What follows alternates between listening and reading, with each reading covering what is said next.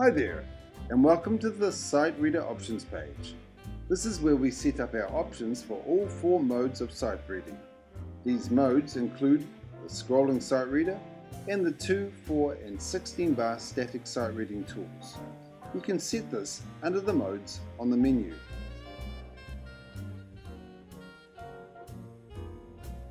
Let's go down the left hand side. We see the key signature and a choice to use that key signature in the music or to have a blank key signature. Having a blank key signature will show you all the sharps and flats. Choosing Use the key signature will show you the sharps and flats at the start of the bar, and these notes are automatically assumed as sharps or flats, often referred to as accidentals. You can choose any of the scales in Guitar SightReader Toolbox. The default is the major scale. This will show you the notes available on the guitar fretboard. Our selected note jump tool helps us to choose how far the notes are going to jump between each other. If we choose one note away, each note will be next to each other. We have the option of having eighth notes played as even or swung. If you're interested in jazz, swung eighth notes are the way to go and often are played as a triplet with the first 2 notes joined. Lastly, on the left we have our time signatures. The top number is the number of notes that fit in the bar, and the bottom number is the type of note. In 4/4 like we have here, it means that there are 4 quarter notes in every bar. Over on the guitar fretboard on the right, we will have all the notes available marked in orange. This means that we can select them either individually, or we can drag over an area from left to right and it'll choose all the notes in that area. We can clear all these notes with the Clean Fretboard button. Let's talk about adding what we see to the music by the way of the grey box. You have the type of note going down the page in this order. First, I will say the Royal Trinity School of Music terminology, and then the American version. These determine how long each note lasts for. The semi-breve, or whole note. This goes for 4 beats of quarter notes. The minim, or half note. This equals 2 quarter notes. The crotchet, or quarter note. The quaver, or 8th note. And lastly, the semi-quaver or 16th note. Across the top, we have options to use these notes. Rests provide empty spaces for note type lengths. When dots are added to a note, the note length is extended for half its time. Triplets will provide a group of notes in compressed groups of 3. For example, a triplet of 8th notes is 3 notes over the length of 2 8th notes. This is the same deal for groups of 5 notes which fit over a length of 4 notes, and 7 notes that fit also over a length of 4 notes. In addition, we also have ties which add note values together, chord options which we'll talk about soon, and accidentals which add random sharps and flats to the music. How do we select these options? We simply click on the blue button and cycle from None, Rarely, Average, and Often.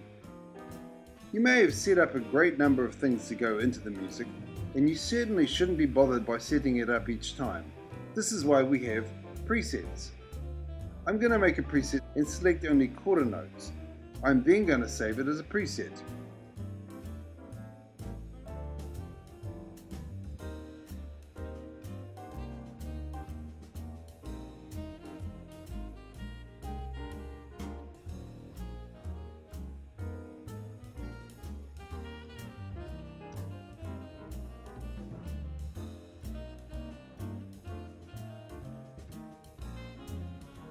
And there you see it.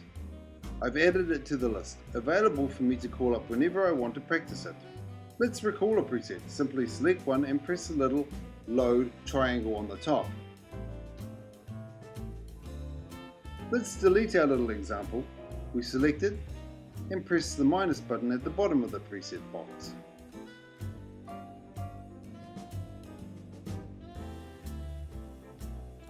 Or press on with chords. We have two types of chords available. We have the chart chords to be displayed above the music. Depending on our options, it'll be busier. Why do we have this option? If you do a gig on a cruise ship or in a show band, they will expect you to play a chord with the notated note being the highest note of the chord. This top note is a melody note. I couldn't well create the best guitar sight reading software without including it. I have the Robert Conti Chord Library to print out and help you with this. Clicking on Chart Chord gives us this window. We can simply drag the chords to the empty box on the right.